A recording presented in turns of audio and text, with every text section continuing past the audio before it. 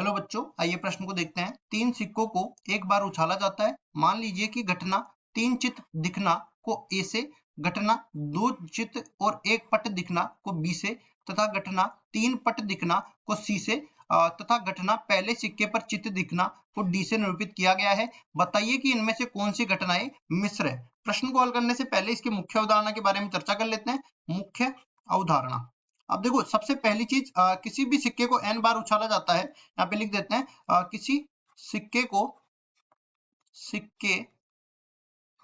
को n बार उछालने पर कुल परिणाम किसके बराबर आ जाएगा? कुल परिणाम आ जाएगा अपने पास, देखो 2 की घात n के बराबर, क्योंकि एक सिक्के पर दो फलक होते हैं, चित और पट। अब देखो तीन बार उछाल रहा है, या फिर देखो या तो किसी सिक्के को n बार उछाल लो या n सिक्के को एक बार उछाल लो, बात बराबर होती है। अब उसके बाद में देखो मैं बोलूंगा तीन सिक्कों से प्राप्त, तीनों से प्राप्त, यहाँ पे मैं ठीक कर देता हूँ, तीन सिक्कों से प्राप्त कुल परिणाम। देखो अपने पास बनेगा तीन सिक्कों से प्राप्त कुल परिणाम, ये किसके बराबर आ जाएगा? कुल परिणाम ये बराबर आ जाएगा 2 की घात 3 मतलब कि 8 के बराबर आ जाएगा। इसका मतलब ये प्रतिदर्श समष्टि में अवयवों की संख्या किसके बराबर आ गई? 8। और देखो प्रतिदर्श समष्टि के अवयव भी मैं यहाँ पे लिख देता हूँ। या तो ऐसा हो सकता है कि तीनों सिक्कों पर ही चित आ जाए, या ऐसा हो सकता है कि दो सिक्कों पर चित आए और एक पर पट आए। अब देखो तीन में से दो सिक्कों पर किसी पे भी आ सकता है, तो HTH ये आ सकता है, या फिर THH ये भी आ सकता है। अब देखो दो सिक्कों पर पट और एक सिक्के पर चित भी आ सकता है, मतलब कि TTH आ सकता है, या फिर THT आ सकता है, या फिर HTT आ सकता है, या ऐसा भी हो सकता है कि तीनों सिक्कों पर ही पट आ जाए। तो देखो ये अपने पास 8 परिणाम आ गए ना। अब इसके बाद देखो हम लोग और आगे बढ़ते हैं। सबसे पहली चीज हम लोग बता देते हैं, सरल घटनाएं। ऐसी घटनाएं जिनमें अवयवों की संख्या केवल एक हो, अवयव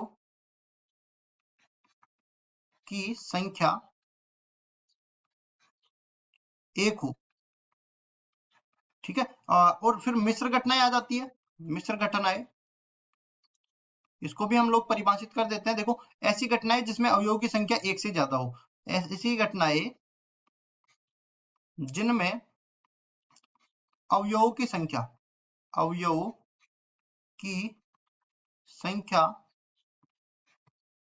एक से ज्यादा एक से ज्यादा हो। अब चलते हैं सवाल में जैसा कि हमें दिया गया है, पहले तो घटनाओं को परिभाषित कर लेते हैं। देखो घटना ए अपने पास क्या है?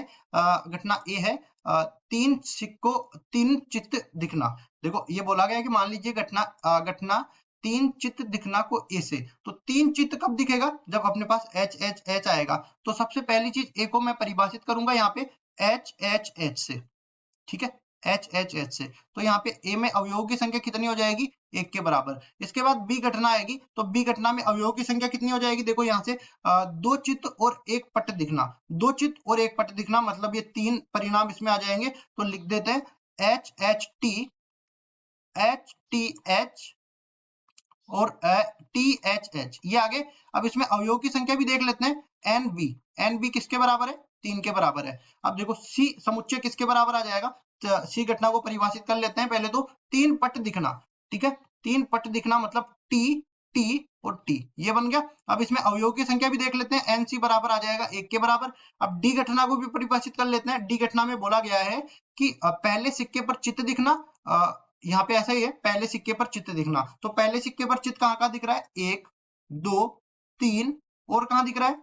4 चार परिणाम अपने पास आ गए। तो लिख देते हैं, देखो एच ये तो हमारे पास फिक्स हो गया। अब देखो यहाँ पे एच एच भी आ सकता है, फिर एच यहाँ पे आ गया तो एच टी भी आ सकता है, फिर देखो एच यहाँ पे आ गया तो टी एच भी आ सकता है, और एच यहाँ पे आ गया तो टी टी भी आ सकता है। तो इस तरह से हमारे पास सारे परिणाम आ गए। अब यहाँ पे बोलेंगे कि डी में अवयवों की संख्या कितनी हो जाएगी? 4 के बराबर। अब मिश्र घटनाएं हमें देखनी है जिसमें अवयवों की संख्या एक से ज्यादा हो, तो लिख देते हैं मिश्र घटनाएं। मिश्र घटनाएं अपने पास हो जाएगी कौन कौन सी, एक तो बी घटना मिश्र घटना हो जाएगी, एक डी घटना मिश्र घटनाएं हो जाएगी। और यहाँ पे हमें केवल यही बताना था कि इनमें से कौन सी घटनाएं मिश्र है, तो बी और डी घटनाएं जो है मिश्र घटनाएं है। यही अपना उत्तर है। आशा करता हूँ ये सवाल आपको समझ में आया होगा। धन्यवाद।